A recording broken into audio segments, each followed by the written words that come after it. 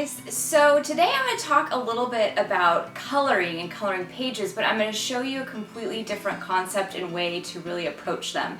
So I think most of you out there probably know coloring pages for adults are sweeping the nation. Like, everybody is super into adult coloring, which is kind of like surprising me that people haven't figured this out sooner, how relaxing and meditative and enjoyable coloring can be. Now, while I don't tend to work in coloring books, I am an artist who loves to draw, but the process of adding color to my drawings is truly my favorite part of my entire creative art making process.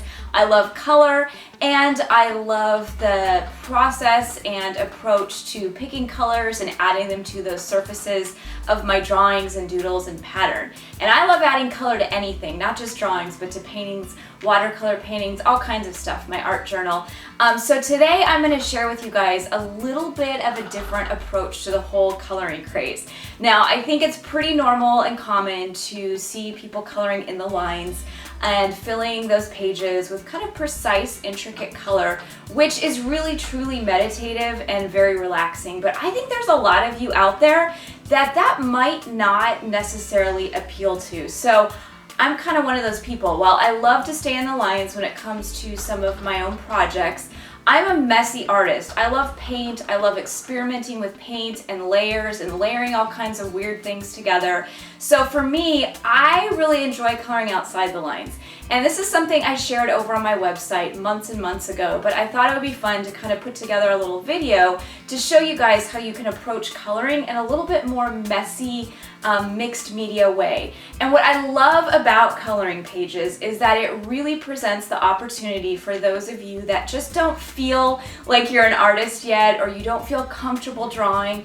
It gives you the opportunity and the situation to really get a feel and enjoy that fun that comes along with getting creative. You're not stressing about the drawing. You are really doing the part that's the most enjoyable, and that's adding color. But I'm taking it a step further today and showing you guys how you can really let go of any kind of rules and regulations and pressure to stay in the lines and get wild and crazy and kind of fun with those coloring pages. Okay, so real quick, I just have to touch on like what a coloring page is and what I think works best for a more messy approach. Well, I love the coloring books that are physical and you can buy at the store. I have one, I've got more coming. There's so many amazing things that you can buy out there to color. I really love downloadable coloring pages, which is why I actually offer so many of these on my website, both for free and to pay for, simply because when you download it, you can print it a whole bunch of times and use it in different ways. With a coloring book, you're a little bit limited to that one page. But I like to recommend printing your coloring pages on paper that you're comfortable using different materials on. Now, I'm going to show you two different ways that I approach this. I just love my regular printer paper, and I like layer it, I paint on it, I get it wet, I do all kinds of crazy stuff, and I'm going to let you watch me do that. The problem is it can buckle, and depending on the way that you've printed this, sometimes that design could smear depending on the ink and the type of printer you're using, whether it's an inkjet printer. But I just go straight for my printer paper when it comes to a lot of my coloring pages and tutorials that I share. But if you want those pages to really withstand your materials, if you're using a lot of wet media, maybe you're using these in your art journal, you're collaging them, that type of thing, I like to recommend printing on more heavy-duty paper. So something like cardstock, watercolor paper, anything that you feel comfortable putting through your printer that's a little bit heavier than printer paper is going to allow you to add acrylic paint, watercolors, and then another layer, that type of thing, without a lot of buckling happening. And I always like to recommend, if you're somebody that's really picky about paper and what happens to your surface, doing a couple tests. If you already know the kind of paper you like, grab some that you can throw in your printer. But otherwise, if you don't know what kind you like in your particular, figure out what kind of surface really appeals to you in your process. If you use tons of acrylic paint, you're probably going to want a heavier duty paper. If you're not too picky, start with printer paper and just begin experimenting. So I just have to let you guys, I get asked about paper all the time when it comes to coloring pages. Typically, I just recommend printing on regular old copy machine or printer paper, but if you want to go wild and layer, you can print it on all kinds of, pretty much anything that will go through your printer and print. You can do this. You can print on fabric, you can print on sheets of canvas. You can really get creative with what you do with the coloring download. So I'm going to be showing you both on printer paper and on some heavier duty, I consider it kind of cardstock. It's a higher end cardstock. Okay, so the first thing I'm going to show you guys is actually like the easiest way to get really messy with a coloring page. And what I'm going to be using is watercolors. Watercolors are probably one of my favorite supplies to add color to just about any drawings that I do. Sometimes I start with watercolors, sometimes I then fill my drawings with watercolor, which feels a lot like a coloring page.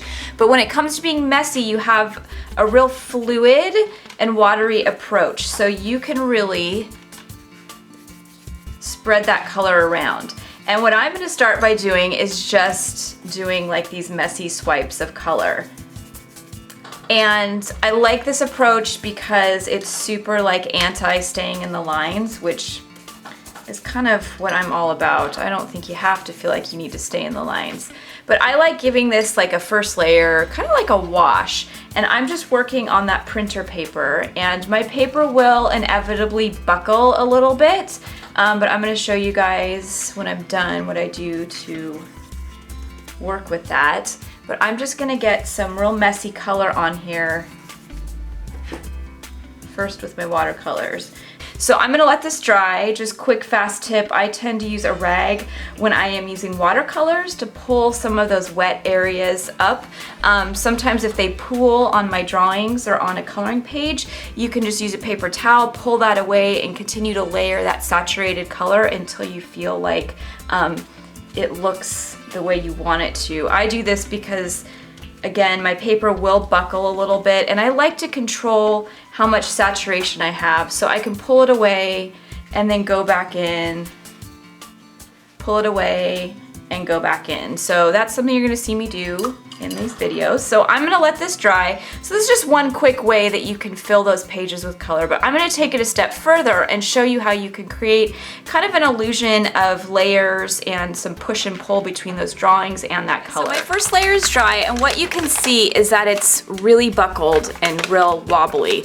So I'm gonna straighten this out, and what I am notorious for doing and have always done, and I just doesn't bother me, I don't care, it's not too scary, is I actually iron it. So I've got my iron, I've just unplugged it so it's really low. I put a piece of scrap rag or fabric over the top, and I'm just going to iron it. I know, I'm ironing paper. Okay, and I have really quickly straightened this out for the most part. Because I'm still gonna be working on this, I'm not too concerned about it being super straight, but I do want those wobbles out so I can add some layers to this surface. Okay, so now that it's dry and some of those wobbles and wrinkles are out, I like to go back in to my surface and add more color just in places to kind of create that illusion of depth and interest going on. So this is the way that I treat my drawings and my art, and there's no reason you can't treat a coloring page the same way. I like to go back in with more saturated color. So I'm taking some of my same colors, and I'm going to just here and there color in between and inside the lines. I'm not crazy concerned with perfection, obviously, but adding some of that detail here and there, and detail that feels a little bit more restrained because it's inside the lines, begins to add some interesting kind of illusions going on in the surface. So I'm gonna let you guys just watch me work through this. I'm gonna add color across the surface.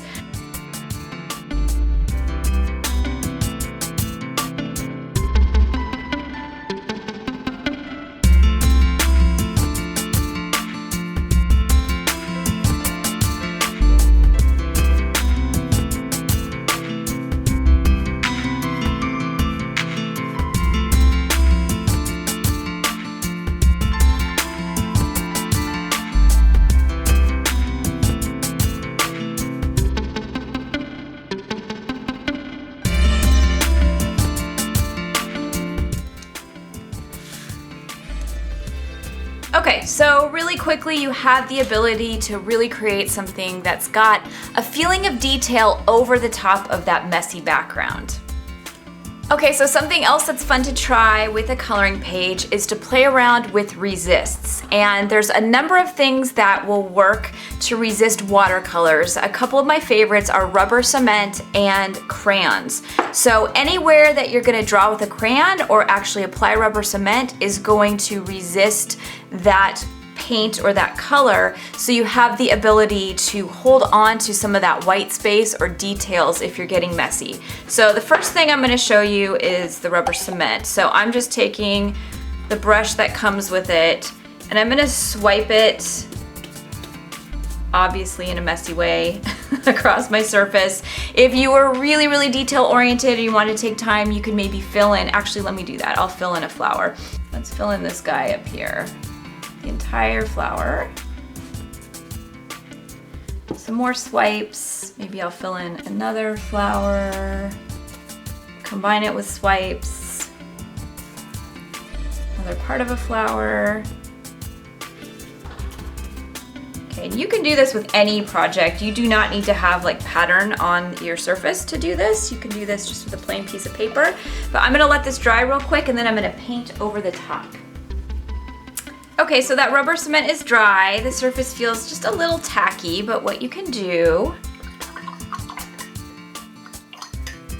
is go right over the top of it, and it's going to resist that watercolor. So anywhere there is rubber cement, it's going to kind of pool up and then resist that paint. Okay, so my rubber cement is dry and my paint is dry, and what I'm gonna do is take my finger and begin peeling some of those areas away. What ends up happening, and this can be time consuming, this is like for those of you that like to peel stuff off, is that these areas of that background and that design, and even those brush strokes, is revealed. So you can leave it without peeling it and you're still gonna have that look and feel of those white brush strokes in here. I like to use my finger to rub that dried rubber cement away, and it leaves you with white space underneath it. Okay, so another way to use a resist is actually using crayons. And I think probably most of you out there that work with mixed media will know that crayons will resist watercolors. So it's a really fast, easy way to get a resist going where you can hold on to white space in your drawings or now even in your coloring pages. So I'm just gonna quickly fill some of these flowers with white. I'm not gonna really go crazy coloring too much stuff in. I'm just gonna here and there scribble over the top. Let's add just a wash of paint over the top.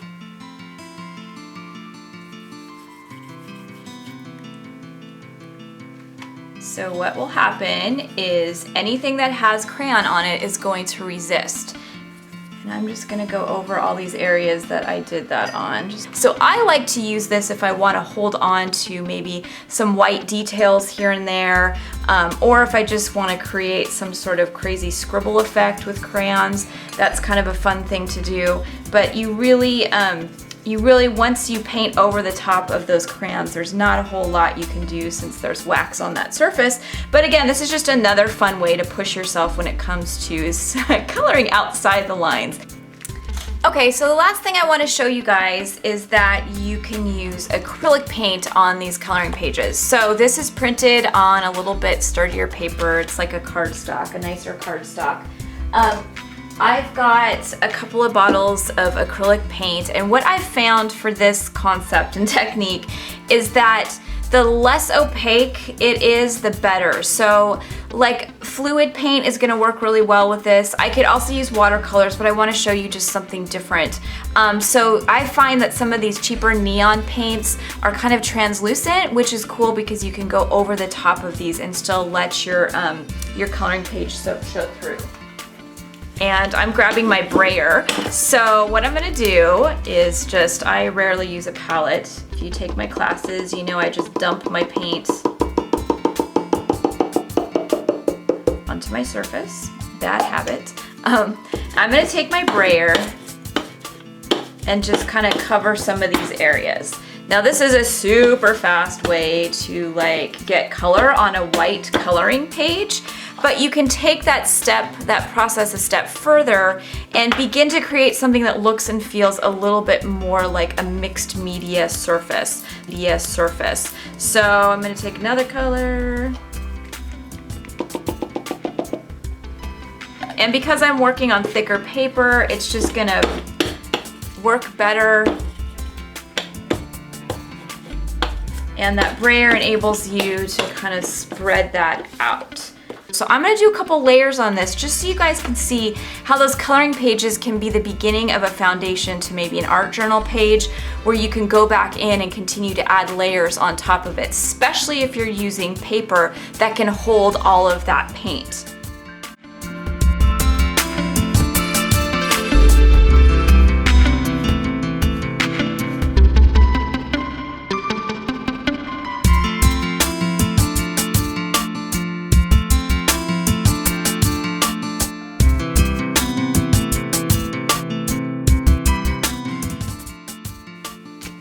Okay, so I've added more layers. I've added some free writing or just kind of scribble writing and then another little doodle over the top.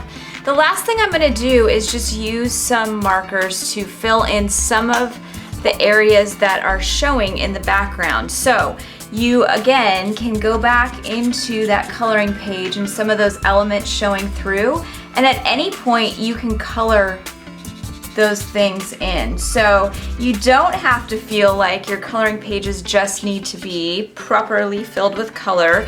You can color them at any stage in your creative process. So obviously mine is not showing that much, but I love the stuff that is showing because once I fill that with this different color, I've got a lot of pink and black going on, but when I start picking different colors to throw in here, it just begins to add, I don't know, a little bit more interest, some depth, and that look and feel of layers.